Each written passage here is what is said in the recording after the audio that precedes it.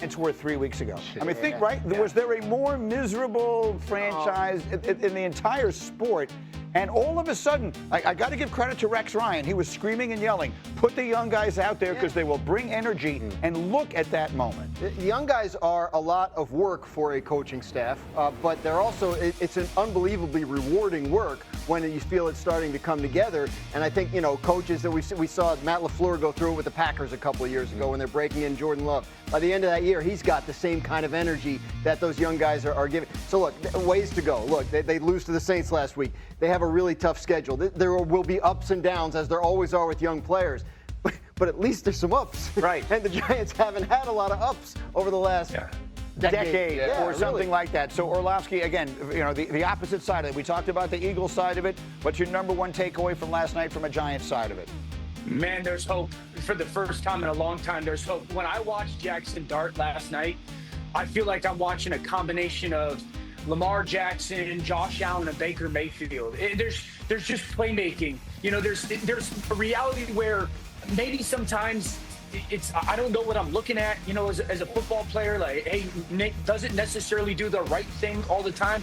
But this dude's a playmaker. This dude is a football player in the biggest moments. He makes plays with his feet. He has great pocket feel. I'll go back to the springtime. That was my favorite thing about him, was great pocket feel. He was strong in the pocket.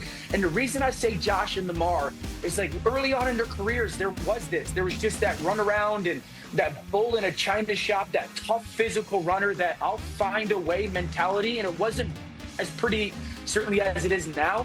And then the reason I say Baker is, like, there's just this grittiness, this toughness, this fearlessness of, I'm going to go figure out a way with the ball in my hand to go make plays. And he's got to take less hits, and there's going to have to be growth in his game. This throw is fantastic. These next two stretch throws, that ball to Wandale and the ball to Theo Johnson, when he just gets hit. This is exactly why I loved him coming out of school. That's real. That's real life in the NFL. The Giants, there's no doubt this is their future. And look, we talked about it, but for those of you who didn't follow the day yesterday and the night last night, he's throwing to Wandale Robinson and Lil Jordan Humphrey and Theo Johnson. They're playing without not only Malik Neighbors. They went into that game last night. We were thinking he's got no one to throw the ball to. Well, number one, it's the energy. It's infectious amongst this entire football team. And I believe it's leaked over to the defense as well. But little Jordan Humphrey last night wasn't so little. He was big Jordan Humphrey. The quarterback understanding the size advantage is give my wide receiver an opportunity and a chance to make that play. That was on 3rd and 12. One-on-one versus Keely Ringo. You find the fish, you continue to go fishing. Hitch route, I think it was like 3rd and 4, 3rd and 5. First down, Giants. They have chemistry because he's been throwing to him all summer, right? Lil Jordan Humphrey's one of the backups, and so was Jackson Dart all through training camp. So was Cam Scatterbo. So this is a group that has practiced together an awful lot, and I think you're seeing some of that too. Listening to Dan, he just said with Jackson Dart, he mentioned the name Baker Mayfield, Lamar Jackson, and Josh Allen. If you're a Giants fan, you woke up excited about the game last night, then you listen to my guy Dan O, and you're just like, I'm booking my Super Bowl tickets for the next 3 years. But to his point, when you watch Dart, you see some similarities of all of these guys. It's almost like you're watching a maniac out there playing the quarterback position. Yes. No, he's not saying, again, I'll stop the internet.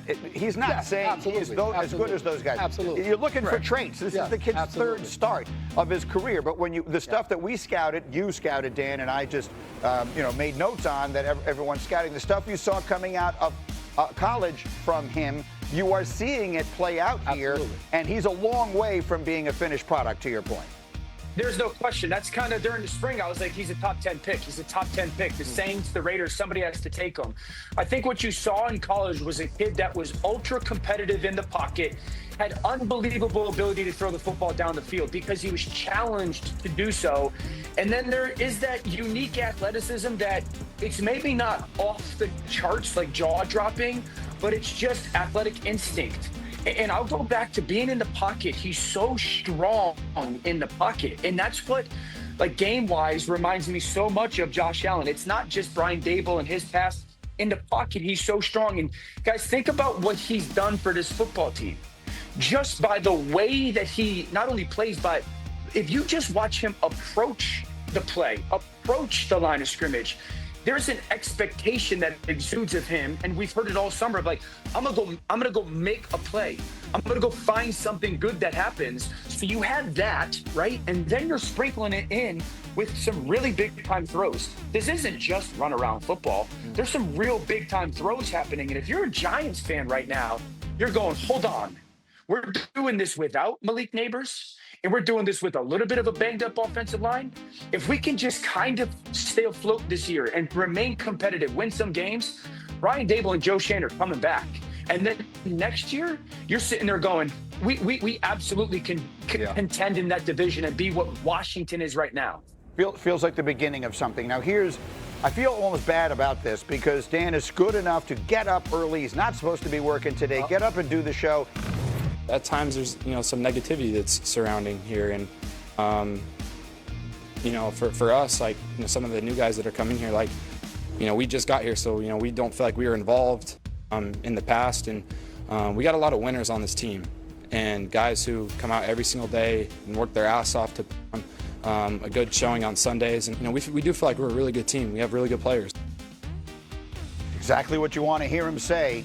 That was a 9-game losing streak against Super Bowl champs that they snapped last time they beat a Super Bowl champ, where they were John Elway's Broncos. And except they weren't John Elway's Broncos anymore. It's a whole other story. They were undefeated. They were undefeated at the time the Giants beat them. That's like right. It was after their first one. So here's, at the risk of an overstatement, I'm going to assess this to John Fink, our coordinating producer, who's a Giant fan, who said to me, Greeny, I am reborn, rejuvenated, I feel alive. Wow. Should the New York Giants fans be reacting like Fink to last night's game? Yes, because what have you had to react like this to? Like the stats they were throwing out last night, first time in 5 years they scored more than 7 points in the first quarter. I mean, this is a team that has been very bad for a very long time.